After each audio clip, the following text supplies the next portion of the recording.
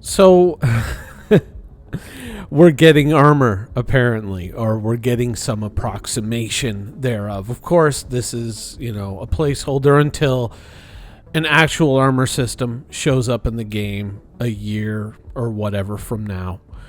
And, basically plus 50% resistance to projectiles for most ships. It's going to be interesting to see how that plays out. I'm hoping that for a while that the projectile thing stays, because I want a shift. I want an adjustment. I want people to experiment. I want people to move away from just the unlimited ammo of energy weapons, and I want them to kind of see what the potential is out there, and then to start asking the questions, well, where do I get my ammunition from?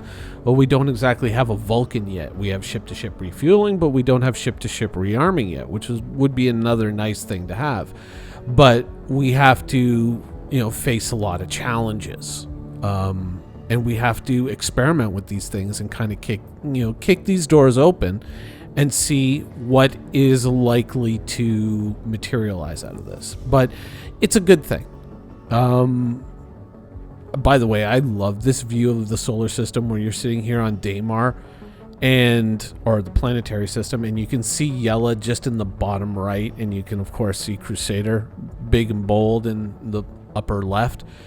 Just that kind of reminder of the space and the distances, and the fact that that's not just a static image that's plastered on the background of our world, but that's all our play area. Whenever I get a shot of that encapsulated, even like this, I like to put that in videos. It's always a nice reminder of kind of what we are producing. But yeah, I'm happy that they're doing it, and let's see where it takes us. I mean, is it ultimately going to change things? We'll wait and see, but I don't think it's going to be that much of a remarkable difference, but I don't think it's going to tone things down, but projectiles getting buffed and then the Inferno going on sale is also a little bit head scratch or little eyebrow raise on that one, but we'll see. But I kind of wanted to talk a bit about, when we're looking at the possibility of salvage coming in, we're looking also at a big reset for most of the players, or all of the players in the game. You're losing your money, you're getting set back to zero. People are obviously going to be out there and just trying to regenerate their fortunes, trying to build up their money so they can afford mods for their ships, so they can test out different builds, different ideas.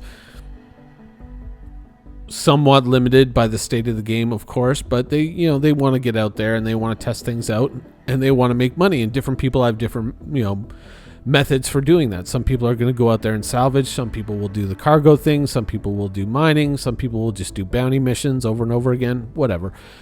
But one of the more interesting things that I find is the occasional comments that you see from people. It's like, well, here we go. It's going to be a gank fest and everyone's going to be out after us. And now, non-death states, people will be stealing our cargo. And, when I kind of hear stuff like that, I always kind of look at that person, or listen to that person, or read what they're saying, and I just think, oh, you don't understand that you're a part of the problem, that you're complicit in that act. You don't get it. That you come in, you log into the game, and you just want to be able to do your thing, whatever your thing is, and you think that anybody who doesn't kind of follow that is, something to be nerfed, something to be removed from the game, whatever. You don't understand that you are kind of half of that equation, and you're, in a weird way, you're kind of allowing that to happen because you don't want to put in even a very basic amount of work into understanding how this happens or why this occurs or how to prevent it. To give you an easy example, a very, very easy example, I'm sure that many of you are familiar with the interdiction planner tool online. I forget the name of it right now. I have it bookmarked, obviously. But the interdiction planner tool is a tool that you have access to, or anyone has access to on the web, that you can use to basically say, oh, here is a spot that players are going to be emerging from. Here is, the place that they're going to be bringing their goods. So if you were to follow this path, halfway through or up to this point, this kind of quantum tunnel, if you will, between point A and point B, if you stop right around here, which is to say you hit the U key, power your ship down, and you stop mid-quantum, or whatever your keybind is, you may have changed it, you can sit in this space, you're out of ComSat range, so you don't have to worry about getting crime stat, and you can, if you have a Mantis, you can pop people out of quantum as they're traveling this route. So what's somebody who's going to pirate people going to do? They're going to go out and they're going to look at the YouTube videos. These are the top 10 mining spots, and this is the best place I've found to refine. These are the top 10 salvaging spots, and this is the best place I've found to sell. These are the top, and on and on and on, cargo runs, whatever. And they're going to look at that and they're going to say, oh, this is number one. This is the big money maker. This is the most UEC per hour, whatever. And they're going to go between here and there. Plant my Mantis right here. Let's see what happens. Right? And all of a sudden you're out of ComSat range. There's going to be a Mantis probably supported by friends. And you're probably going to find yourself in a bad situation very, very quickly. Oh, but, oh, that's not fair. That's terrible. How do I stop that? Well, it's simple. When you see that video, that YouTube video that says, oh, here's your top 10 this, your top 10 that, how best way to make money in Star Citizen, look at that and go like, okay, obviously pirates are going to be seeing this too. And they're going to look at it and say, oh, this is what I need to, this is where I need to be to stop them. So why don't I, instead of quantuming from location A to location B, why don't I instead quantum partly to location C, hit the U key, boom, power down my ship, turn my ship around, and then fly to location B, taking myself off axis so I can't be pulled out of quantum. Because no one is planning that route. There's no way to account for that route. You're kind of going off, you're going off of these established highways. It's kind of why the quantum interdiction planner tool is good, but also, it's not so much that the tool is flawed, but it reveals the flaws in the quantum system as it's currently implemented in the game. And so it's a very easy thing to defeat if you just put in a little bit more work. People sometimes ask me, why do I see you doing this stuff in videos? Why do I see you taking cargo around in, your Caterpillar, or going out in a mining ship or something like that? Why do I see you doing that in videos? And it's just, aren't you supposed to be pirating? It's like, no, I'm putting myself in the shoes of the people who are doing the thing that I want to, take stuff from. I'm thinking about, what are their concerns? What are they dealing with? What are the complications? What's the easiest way to get out of this situation? What's the fastest path? What's the most efficient path? I love that sort of stuff. What's the fastest, most efficient path? Oh, this is what I have to do? Easy. And then I go, okay, now I know what they're going to do. I'm putting myself in their position, and then I'm using that to anticipate their moves.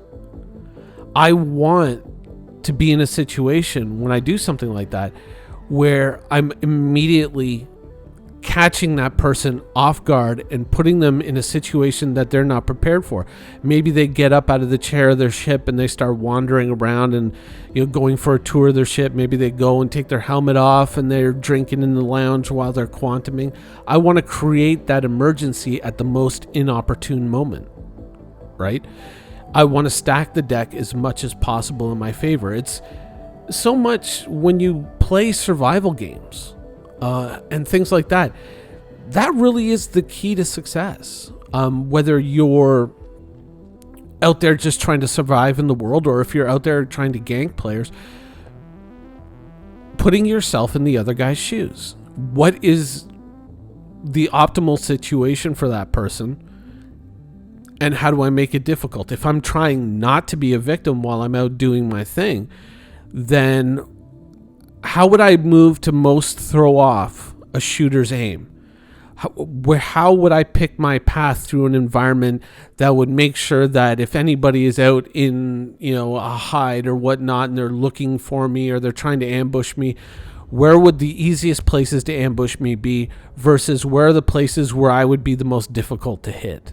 Because I would be moving in between rocks or trees or whatnot, and I would only be visible for a certain amount of time. What happens if I kind of run this way and then run a little bit that way, zigzag, just a little bit, just to keep throwing them off so that maybe they miss that first shot, and then I get the warning, oh, there's a guy out there. I can move around and I can, I can hide, I can duck, I can escape, things like that. When I'm out there hunting players, I always think, okay, how can I make this situation this person's worst possible nightmare? How can I put myself in a situation like maybe I put a landmine outside of their base a little while as they're moving towards their car. Let's say we're playing Scum or something like that.